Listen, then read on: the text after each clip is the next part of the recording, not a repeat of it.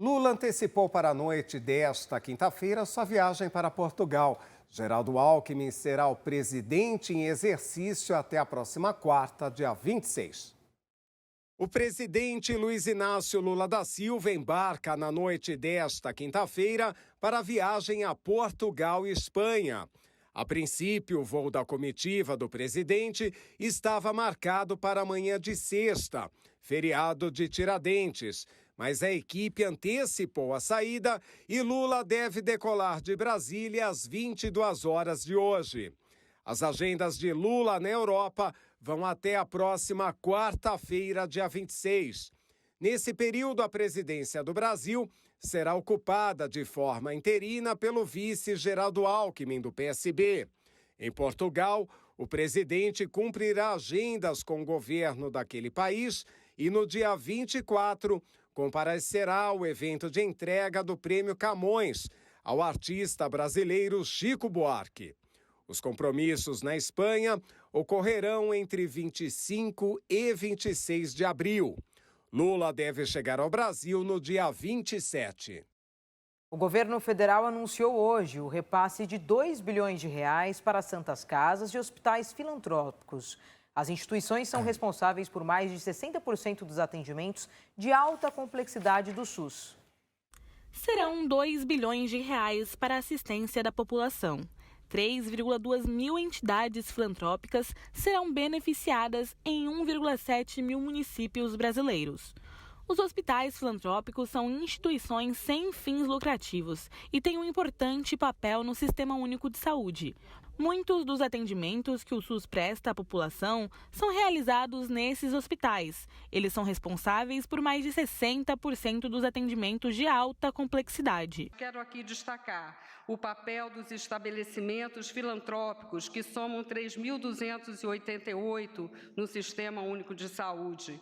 Os dados já foram muito bem colocados aqui, mas quero enfatizar a representatividade dessas instituições para a média e alta complexidade. No caso da alta complexidade, responsável por mais de 61% das internações e procedimentos.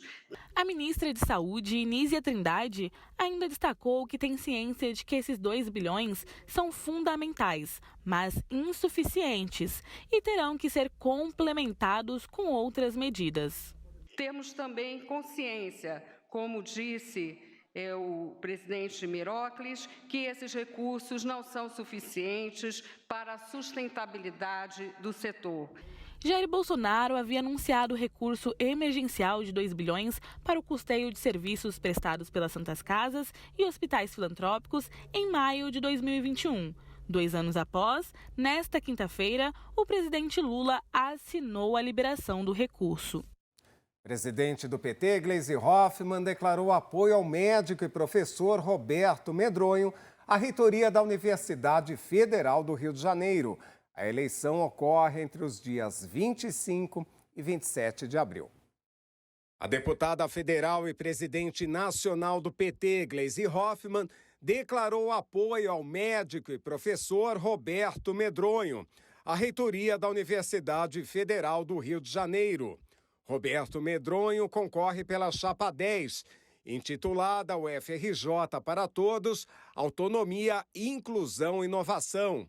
Na vice-reitoria, a chapa escolheu a professora e engenheira química Cássia Turci. Em um vídeo publicado nas redes sociais, Hoffmann destacou as realizações e competências de Medronho e ainda citou que ele é filiado ao Partido dos Trabalhadores. Logo, logo, a UFRJ vai eleger o novo reitor. E eu estou aqui para pedir o apoio e seu voto para o professor Roberto Medronho, da chapa UFRJ para Todos. Eu sou Gleisi Hoffmann, presidenta nacional do PT. O Roberto Medronho é filiado ao PT. É médico, infectologista, teve uma atuação destacada durante a pandemia da Covid-19, alinhado ao SUS, Fiocruz e OMS, e coordenou o GT para o enfrentamento da pandemia da Covid na universidade. Em outro trecho, a deputada disse que o candidato liderou projetos que têm a ver com o governo do presidente Lula. Medronho é um companheiro que tem atuado e liderado na defesa dos projetos que têm a ver com o governo do presidente Lula.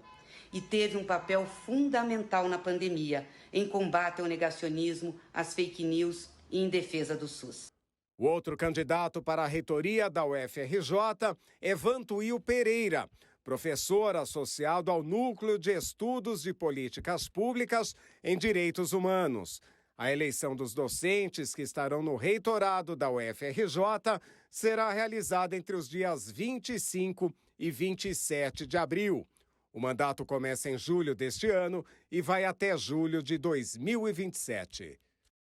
O presidente da Câmara dos Deputados, Arthur Lira, comunicou em suas redes sociais que o deputado federal Cláudio Cajado, do Partido Progressista, será o relator do arcabouço fiscal. O presidente da Câmara dos Deputados, Arthur Lira, anunciou por meio das redes sociais que o deputado Cláudio Cajado, do Partido Progressista, será o relator do arcabouço fiscal. O projeto de lei complementar foi entregue nesta semana pelo governo federal ao Congresso e substituirá o teto de gastos. A proposta exige maioria absoluta para ser aprovada. Com isso, a Câmara necessita de, no mínimo, 257 votos favoráveis.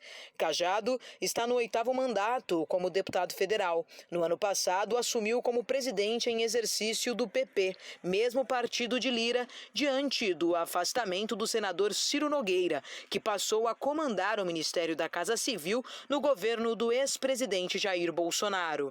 Na avaliação dos parlamentares, a escolha de Cajado como relator deve ser positiva para conquistar mais votos para o arcabouço fiscal, visto que o deputado tem influência com outros partidos que também não fazem parte da base, assim como o PP. E o ministro da Justiça, Flávio Dino, anunciou a abertura de um processo administrativo contra a plataforma Telegram.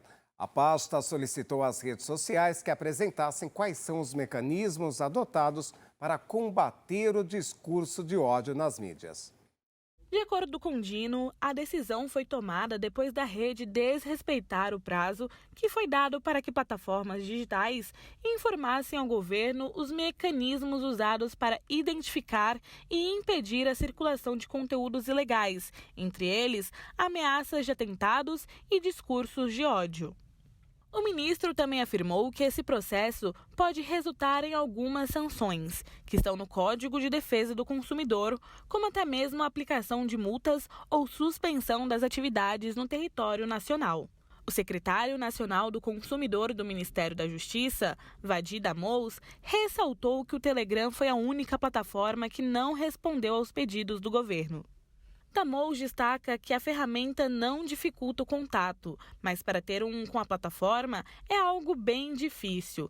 Ele ainda destacou que o Telegram não respondeu à notificação da Secretaria Nacional do Consumidor e que por isso será aberto um processo administrativo em relação ao Telegram. A determinação para que as redes sociais prestem informações ao governo foi anunciada na semana passada. Foi uma das respostas do executivo para intensificar a segurança nas escolas após ataques em uma creche em Blumenau e em uma escola estadual de São Paulo. O presidente Lula chamou uma influenciadora digital para conversar depois da fala polêmica sobre os videogames. Depois de fala sobre a violência em jogos eletrônicos, a equipe do presidente Luiz Inácio Lula da Silva chamou a apresentadora de competições de jogos eletrônicos, Nive Stefan, para uma conversa. A mensagem foi compartilhada pela gamer em seu perfil do Twitter. Na terça-feira, o presidente participou de uma reunião no Palácio do Planalto para discutir ações integradas de segurança em escolas. No evento, Lula disse que os jogos incentivam a violência em crianças e adolescentes. Não tem jogo, não tem game falando de amor, não tem game falando de educação. É game ensinando a molecada a matar. Mas eu duvido que tenha um moleque de 8 anos, de 9 anos, de 10 anos, de 12 anos, que não esteja habituado a passar grande parte do tempo jogando essas porcarias. E jogando mais, hoje a molecada joga com gente de outro país. Passam noite jogando. E tudo isso resulta nessa violência no meio de crianças. Stefan rebateu Lula e enfatizou que jogos têm faixas etárias e, assim como filmes, o acesso a eles devem ser controlados pelos pais. Para a gamer, o foco da discussão sobre violência nas escolas deveria ser a diminuição da desigualdade social, a revisão das regras para obter armas e a punição do discurso de ódio e da violência. Em instantes, a briga de Eduardo Bolsonaro e deputado petista durante reunião no Congresso. E Justiça condena Nicolas Ferreira a pagar R$80 mil por transfobia contra a deputada Duda Salabert. O RB Notícias volta daqui a pouquinho com essas e outras informações. Até já.